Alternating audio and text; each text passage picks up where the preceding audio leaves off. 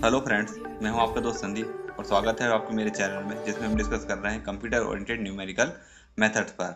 इससे पहले हमने दो वीडियोस देख चुके हैं जिसमें हमने देखा था कि नंबर्स का रिप्रेजेंटेशन किस तरह से किया जाता है और साथ ही साथ यदि हमको फ्लोटिंग पॉइंट अर्थमेटिक का यूज़ करना है तो किस तरह से वो ऑपरेशन हमको परफॉर्म करना है।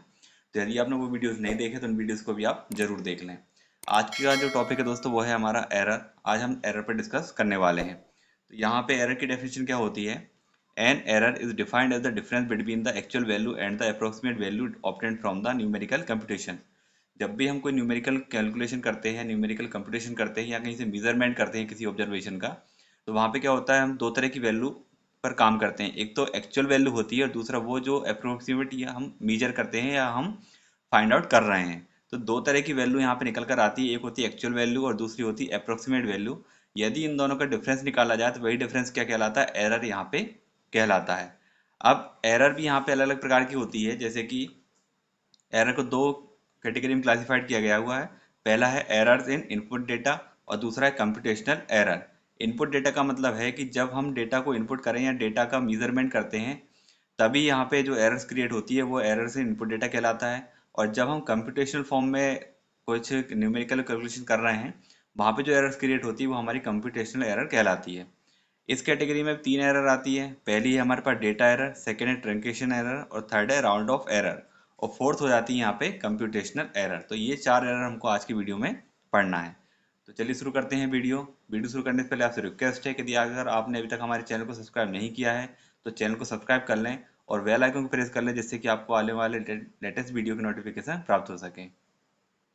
सबसे पहले बात करते हैं फर्स्ट एरर पर, जो कि है data error. These are errors which occurs due to inaccurate measurements or observation which may be due to limitation of the measuring device। देखिए, ये एरर कब क्रिएट होती है? जब हम किसी जो हमारे इक्विपमेंट होते हैं उनका अगर हम मेजरमेंट कर रहे हैं या फिर ऑब्जर्वेशन कर रहे हैं तो वहाँ पे जो एरर्स क्रिएट होती है उनको क्या बोला जाता है? डेटा एरर्स यहाँ पे कहा जाता है। फॉर एग्जाम्पल, मान लीजिए हमारे पास वर्नियर कैलिपर है। आपने देखा ही होगा, फिजिक्स में हम यूज़ करते हैं इसका, वर्नियर कैलिपर। अब यदि आप इसमें कुछ मेजरमेंट कर रहे हो और मेजरमेंट करते समय अगर आपने कोई मिस्टेक कर दी है, कुछ गलत अगर आपने मेजरमेंट कर लिया है तो वो जो एरर है वो कौन सी एरर कहलाती है? डेटा एरर कहलाती है। या फिर जैसे मान लीजिए स्क्रू गेज है, आप इसकी रीडिंग को नोट कर रहे हैं और रीडिंग को नोट करते समय आपने गलत रीडिंग नोट कर ली है या कुछ आपने गलत यहाँ पे मेजरमेंट कर लिया है, तो वो जो एरर होती है उसको क्या बोला जाता है? डेटा एरर कहा जाता है।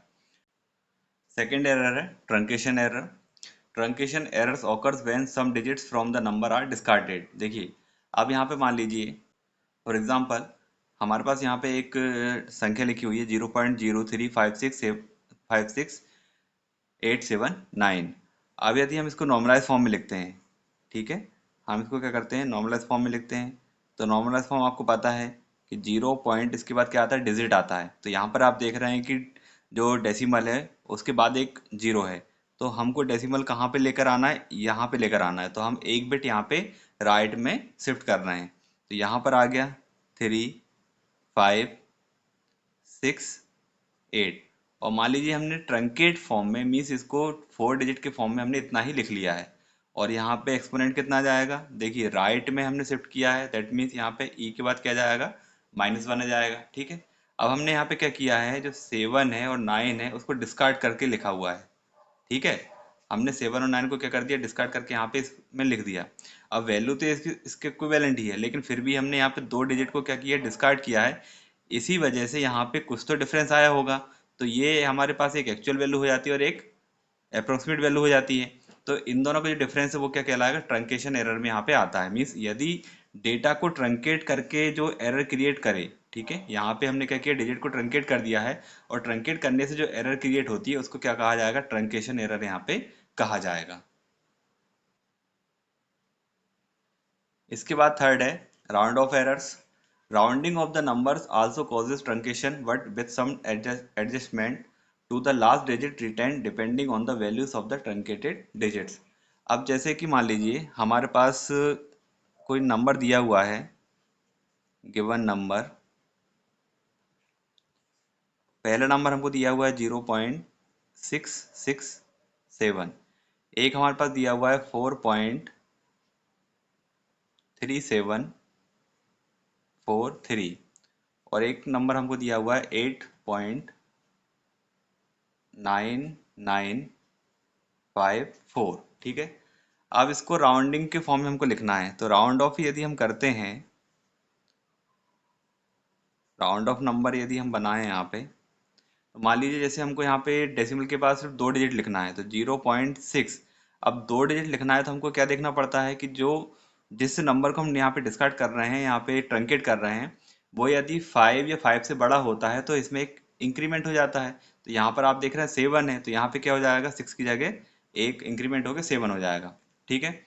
इसी तरह यहाँ पे अगर हम करते हैं तो 4.3, और अगर हम सिर्फ 2 डिजिट तक लिखना चाहते हैं तो हम 4 को यहाँ पे कंपेयर करेंगे कि 5 से बड़ा है या नहीं, तो यहाँ पे 4 है, तो यहाँ पे 7 ही लिखा आएगा। और यदि हम इसको पूरा कंप्लीट करना चाहें तो यहाँ पे देखिए 8.99 है, तो हम इसको क्या लिख सकते हैं, 9.00 यहाँ पे लिख सकते हैं, क्योंकि यहाँ पे यदि हम 99 लिखेंगे मीन्स यहाँ पे यदि हम 8.9 करते हैं तो यहाँ पे क्या होगा, 5 है, तब इसमें एक का इंक्रीमेंट हो जाएगा तो ये हो जाएगा 10, और फिर यहाँ पे एक का इंक्रीमेंट हो जाएगा तो ये भी हो जाएगा 10, और ये इधर आ जाएगा तो ये हो जाएगा 9.00, ठीक है। तो ये जो अब यहाँ पे क्या हुआ, गिवन नंबर हमको इस तरह से दिया था और हमने राउंड ऑफ किया तो कुछ इस तरह से हमारे पास वैल्यूज आई है, तो यहाँ पे जो एरर क्रिएट होती है उसको बोला जाता है राउंड ऑफ एरर, क्योंकि यहाँ पे हम नंबर को राउंडिंग करके यहाँ पे लिख रहे हैं। नेक्स्ट है यहाँ पे computational error. Errors are introduced because of finite representation of an inherently infinite series or process such as sin x, log x, ex, etc. तो ये जो फंक्शंस हमारे पास होते हैं, यदि हम इनकी सीरीज देखें, मान लीजिए हम यहाँ पे cos x की सीरीज लिखते हैं, तब cos x की सीरीज क्या होती है, 1 minus x square 2 factorial plus x raise to 4, यहाँ पे 4 factorial minus x raise to 6, और यहाँ पे 6 फैक्टोरियल प्लस, इस तरह से ये सीरीज हमारी चलती है। अब यदि दोस्तों यदि आप मान लीजिए यहाँ पे 3 टर्म की वैल्यू को कैलकुलेट करते हो तो वो थोड़ा सा अलग आएगा। यदि आप इसमें 4 टर्म्स शामिल करते हो तो वैल्यू अलग आएगी। यदि आप इसमें एक और टर्म बढ़ाते जाते हो तो जो डेसिमल के बाद जो वैल्यूज आती हैं, जो संख्याएं आती है, वो थोड़ा अलग अलग यहाँ पे आती है, ठीक है। तो यहाँ पे यदि कोई एक स्टूडेंट यहाँ पे 3 टर्म्स ले रहा है, कोई 4 ले रहा है, कोई 6 ले रहा है, तो सबके जो डेसिमल के बाद की कुछ डिजिट्स है वो वेरी करेंगी, तो वहां पे जो एरर्स आती हैं उसको अपन क्या बोलते हैं, कंप्यूटेशनल एरर कहते हैं। अब ये तो हो गई एरर। फिर यहाँ पे जो अगला टॉपिक है वो है हमारा मेजर्स ऑफ एक्यूरेसी। यहाँ पर दो प्रकार की एरर्स देखी जाती है, पहली होती है एब्सोल्यूट एरर, दूसरी होती है रिलेटिव एरर।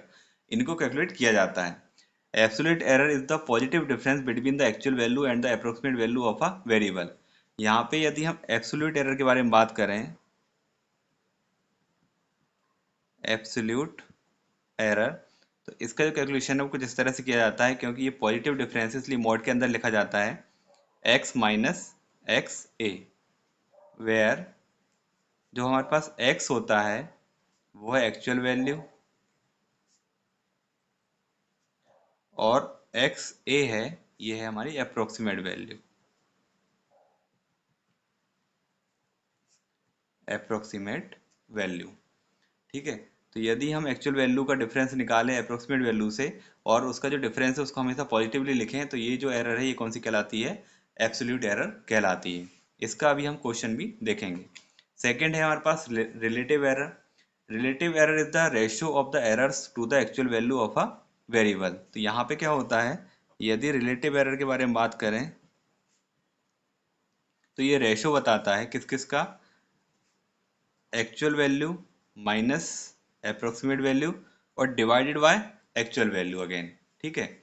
यहाँ पे x हमारे पास क्या है, एक्चुअल वैल्यू है, और x से क्या है, अप्रोक्सीमेट वैल्यू है। तो इस तरह से यदि हम यहाँ पे रेशियो निकाल रहे हैं तो वो चीज़ क्या कहलाती है, रिलेटिव एरर कहलाती है। यहाँ पर दोस्तों कई बार एक और एरर का यहाँ पे इंट्रोड्यूस किया जाता है, परसेंटेज एरर, परसेंटेज एरर। तो यदि हम इस एरर को कैलकुलेट करके उसमें 100 का मल्टीप्लाई कर दें, ठीक है, मान लीजिए रिलेटिव एरर है, तो रिलेटिव एरर में यदि हम 100 का मल्टीप्लाई करते हैं तो ये चीज़ क्या कहलाती है, परसेंटेज एरर यहाँ पे बन जाती है। अब देखते हैं यहाँ पे एक क्वेश्चन, जैसे यहाँ लिखा हुआ है suppose 1.414 is used as an approximation to √2. Find the absolute and relative errors. अब यहाँ पे दो वैल्यू हमको दी हुई है, फर्स्ट वैल्यू ये है और ये क्या कहा गया है कि ये क्या है, अप्रोक्सीमेशन है, ठीक है, किसका, इसका। तो ये क्या हो जाएगी, अप्रोक्सीमेट वैल्यू हो जाएगी और ये हमारे पास एक्चुअल वैल्यू यहाँ पे हो जाएगी। तो हमको दोनों तरह की एरर यहाँ पे फाइंड आउट करनी है। ओके, तो यहाँ पे ट्रू वैल्यू या एक्चुअल वैल्यू हम लिख लेते हैं, एक्चुअल वैल्यू क्या दिया हुआ है हमको, √2। √2 की यदि आप वैल्यू निकालते हो तो आपको क्या मिलेगा, 1.41421356, ठीक है। ये आपको इसकी एक्चुअल वैल्यू मिलने वाली है। अप्रोक्सीमेट वैल्यू आपको क्या दी हुई है, अप्रोक्सीमेट वैल्यू आपको दी हुई है 1.414, ठीक है। अब यदि एरर हम कैलकुलेट करें तो एरर हमारे पास क्या निकलता है, actual value minus approximate value, इन दोनों का हमको डिफरेंस निकालना है। तो एक्चुअल वैल्यू हमको दी हुई है √2, √2 की वैल्यू क्या दी हुई है, 1.41421356 माइनस अप्रोक्सीमेट वैल्यू हमको दी हुई है 1.414। इसको यदि हम सॉल्व करते हैं तो हमारे पास आंसर आएगा 0.0002135 ठीक है। ये डिफरेंस करने के बाद हमारे पास ये आंसर आने वाला है। अब देखिए ये नॉर्मलाइज फॉर्म में तो है नहीं है, ठीक है, तो पहले इसको नॉर्मलाइज फॉर्म में कर लेते हैं। यदि हम इसको नॉर्मलाइज फॉर्म में करते हैं तो फिर वैल्यू क्या आएगी, पॉइंट को हमको यहाँ पे शिफ्ट करना पड़ेगा, ठीक है। तो पहले तो हम यहाँ पे एब्सोल्यूट एरर कैलकुलेट कर लेते हैं। अब एब्सोल्यूट एरर क्या होती है,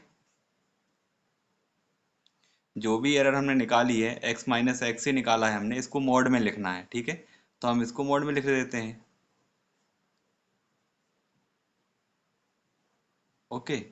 मोड में लिखते हैं, पॉजिटिव तो है, मोड में लिखने के बाद भी पॉजिटिव ही रहेगा। और इसको यदि हम नॉर्मलाइज फॉर्म में लिख दें तो यहाँ पे अब जो डेसिमल है वो 3 पोजीशन राइट में शिफ्ट होगा, राइट में शिफ्ट हो रहा है 3 पोजीशन। इसका मतलब एक्सपोनेंट जो हमारा 10 रहता है उसमें कितनी पावर लगेगी, -3 की पावर लग जाएगी, ठीक है, क्योंकि ये राइट में शिफ्ट हो रहा है। तो यहाँ पर हम क्या लिखेंगे, 0.21356, ठीक है। और यहाँ पे क्या जाएगा 10⁻⁻3। तो ये हमारे पास क्या निकली है, एब्सोल्यूट एरर यहाँ पे निकल आई है। वहीं यदि हम रिलेटिव एरर के बारे में बात करें तो रिलेटिव एरर क्या होती है हमारे पास, actual value minus approximate value divided by actual value, ठीक है। तो यहाँ पे इन दोनों का डिफरेंस तो हम निकाल ही चुके हैं, क्या आया है 0.21356 मल्टीप्लाई 10⁻3 और डिवाइड में क्या चल रहा है, √2, ठीक है। √2 की वैल्यू कितनी है, अब यदि हम इसको सॉल्व करें तो इसको हम यहाँ पे सॉल्व कर रहे हैं कैलकुलेटर से। तो यहाँ पे देखिए अगर हम इस संख्या को लिखते हैं और इसको अगर हम सिंपल विदाउट नॉर्मलाइज फॉर्म में लिखते हैं तो हमारे पास क्या थी संख्या, 0.000 और उसके बाद था 21356 और डिवाइड करते हैं इसको √2 से, ठीक है। तो ये संख्या थी। तो देखिए यहाँ पे क्या आया हुआ है, ध्यान से देखें आप, क्या लिखा हुआ है 1.5100 और संख्या के बाद यहाँ पे जो एक्सपोनेंट है वो -4 का है, ठीक है। तो यदि मैं यहाँ पे लिखूँ तो कुछ इस तरह से यहाँ पे आंसर आया है 1.51, मैं लिख लेता हूँ इतना। और यहाँ पे 10 की पावर क्या आया, -4 आया है, ठीक है। अब ये तो इतना कैलकुलेशन में आया है।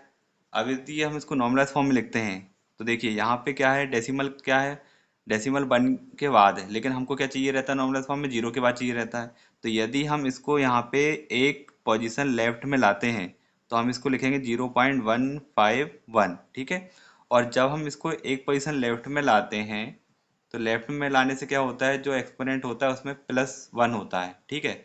अब यहाँ पे यदि हम +1 करते हैं, यहाँ पे पहले -4 था, इसमें +1 करेंगे तो क्या बचेगा, ये -3 बचेगा। तो यहाँ पे हो जाएगा 10⁻⁻3। तो ये जो निकला है ये हमारे पास क्या निकला है, रिलेटिव एरर यहाँ पे आ गया है। तो इस तरह से आप एब्सोल्यूट एरर और रिलेटिव एरर को काउंट कर सकते हैं। तो दोस्तों आज की वीडियो में बस इतना ही। यदि वीडियो पसंद आए तो वीडियो को लाइक करें, शेयर करें और चैनल को सब्सक्राइब करें। Thank you.